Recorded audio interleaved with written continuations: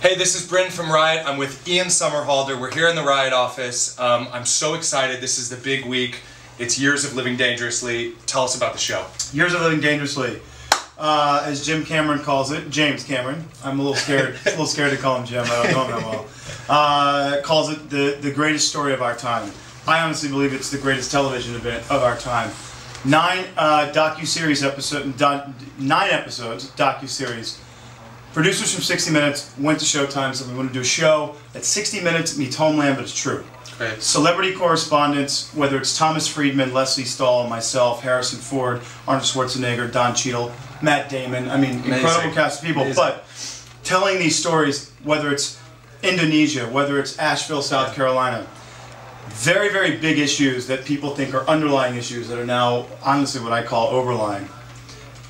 And then breaking down whether it's political barriers, racial barriers, religious barriers, because obviously in this country, politics and religion are inexplicably linked. Mm-hmm. And you have to be able to go to the source and break both of them down and find the compatibility in them to say, listen, as if you're a believer of religion, as a true believer, don't you believe that it's your responsibility as a child of God or as a teacher of God to actually take the science that exists and give it to your congregation? This is what's happening. Or to be a good steward of the environment. And that's the idea. So my episode is called The Preacher's Daughter, and there's an evangelical preacher who ultimately took over Jim and Tammy Faye Baker's compound in the Carolinas. And he, I think in India alone, I think he has something like 18,000 churches. So it's a lot of people. Sure. And so my question, and he's an amazing man, smart, incredible, very compassionate man, doesn't believe in climate change. Right.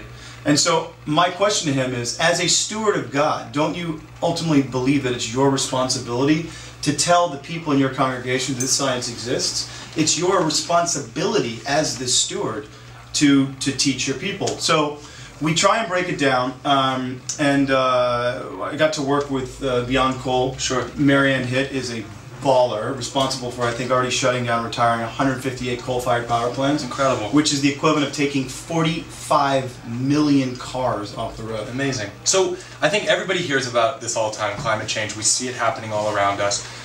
You know, we know the stories. We're starting to understand a little bit about the science, but still there are people who aren't on board yet. What is it going to take to get people to understand that this is the issue of our time, and it's happening right now, and we can do something about it?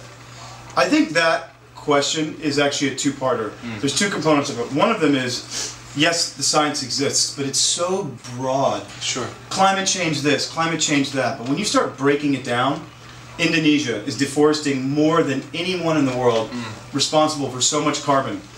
The politics there, the corruption of the politics, the Minister of Forestry, and the President are directly responsible. Right. It's going to the specifying so those people can take action for themselves. Putting public pressure. Putting public pressure, exactly. Sure. Here, climate change, oh, it's this, it's that. Well, sea level rising. Sure. I just had a very good friend of mine who's one of the top 10 sommeliers in the world. Wine. Right. Climate change is going to affect the entire wine industry. Things like, now obviously that's not life or death. Well, it is for me. I don't want to live anymore. No, but it's interesting that you start to see it in things that maybe you don't expect to see it. Exactly. And when 99 out of 100 scientists say climate change is real and it's happening right now because of humans, and it's like James Cameron said, if you had to have an operation and 99 scientists told you that you had to have this operation, would you go to that next 100th and get another opinion? Yeah. No, of course not. Doctor? You wouldn't do it. No. And so the idea is that we have to start breaking down what climate change means. So what does it mean? Let's go to the breadbasket of the United States.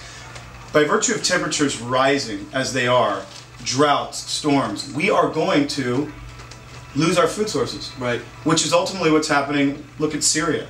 Look at Yemen. Sure. Look at these places. All this civil unrest is because water in particular.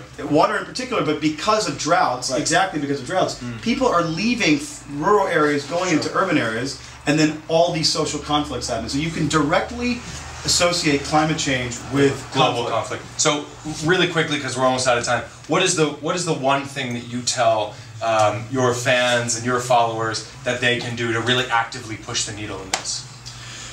Well, that's a good question. Actively push the needle. I mean, I think first and foremost, we're doing it here. What you guys are doing here is beyond the scope of comprehension exactly what you're talking about. Get educated.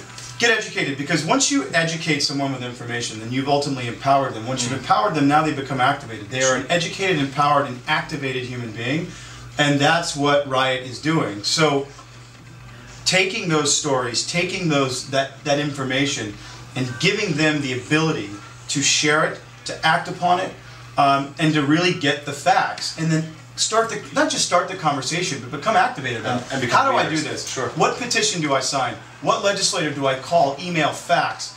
Whose office do I stand outside? Who's going to be this seed swell of change? Who are these people? Let's get them together, let's get them talking, and let's get them moving. And does it make a difference? I mean, does it make a difference to use less water and turn your lights off? I mean, is that really something that young people can do? Man, it starts literally in the home.